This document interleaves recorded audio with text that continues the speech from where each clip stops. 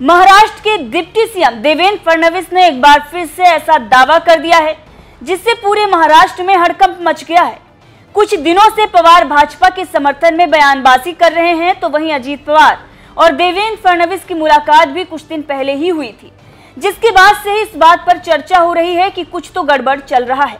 अब ऐसे में देवेंद्र फडणवीस के दावे के बाद राहुल गांधी, उद्धव ठाकरे और संजय राउत की नींद उड़ गई है।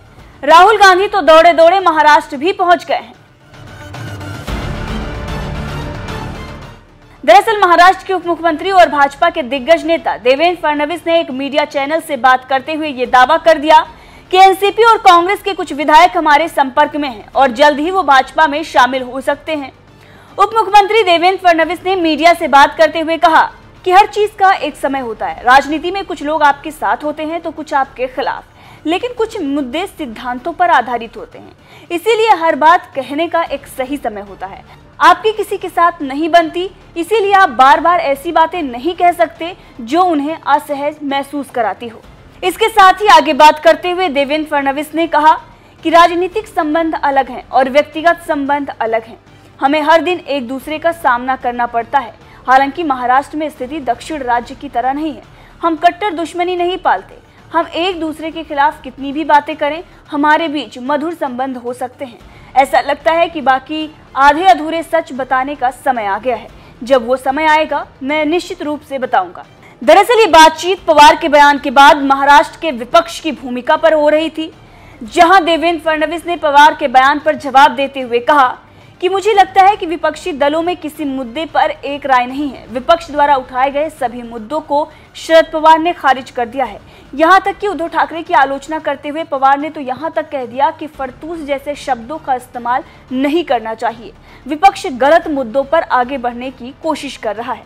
वहीं जब देवेंद्र फडणवीस से यह सवाल पूछा गया कि एनसीपी और कांग्रेस के कितने विधायक आपके संपर्क में हैं, राज्य में इस बात की चर्चा चल रही है कि एनसीपी के कुछ विधायक भाजपा में शामिल होंगे, कांग्रेस के कुछ विधायक आ सकते हैं। और ये चर्चा इसलिए हो रही है क्योंकि एक तो पवार भाजपा के पक्ष में बैटिंग कर रहे हैं, तो वहीं कांग्रेस विधायकों की बात की जाए तो एकनाथ शिंदे के नेतृत्व में कांग्रेस के 17 विधायक बहुमत परीक्षण में अनुपस्थित थे।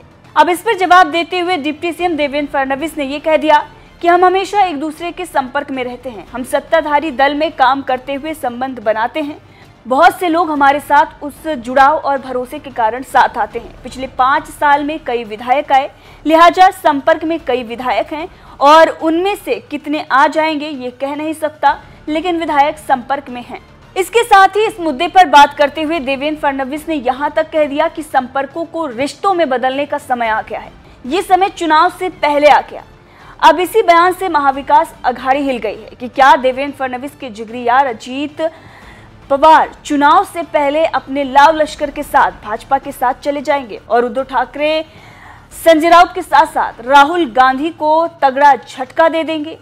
अब इसी बीच पवार के साथ बैठक के लिए राहुल गांधी भी महाराष्ट्र पहुंच रहे हैं और उद्धव ठाकरे के साथ पवार की बैठक होगी। वहीं आपको बता दें कि 2 दिन पहले ही संजय राउत और उद्धव ठाकरे ने पवार से मुलाकात की थी, जिसके बाद संजय राउत ने कहा था कि महाविकास अघाड़ी को कोई भी हाथ नहीं लगा सकता और सब कुछ महाविकास अघाड़ी में सही है। अब बार बार सफाई क्यों पेश करनी पड़ रही है संजय राउत को, ये तो भगवान ही जाने, लेकिन ये जो मुलाकातें हो रही हैं इससे सियासत जो है वो गर्म हो रही है। अब देखना ये होगा कि ये जो मुलाकातें बढ़ रही हैं, लगातार राहुल गांधी और तमाम जो नेता हैं वो शरद पवार से मिल रहे हैं, क्या ये मुलाकातें सब कुछ ठीक कर पाएंगी? और ये मुलाकातें इसलिए भी बढ़ रही हैं क्योंकि पवार लगातार राहुल गांधी के मुद्दों की हवा निकाल रहे हैं। संजय राउत हर बार समर्थन देते हैं, चाहे मोदी की डिग्री का मामला हो या फिर अडानी का मुद्दा हो या फिर ईवीएम हो, लेकिन पवार हर मुद्दे को बकवास बताकर भाजपा का पक्ष मजबूत करते रहे हैं। अब ऐसे में देखना होगा कि क्या ये मुलाकातें महाविकास अघाड़ी को बचा पाएंगी या फिर चुनाव से पहले ही महाविकास अघाड़ी के महाटुकड़े हो जाएंगे।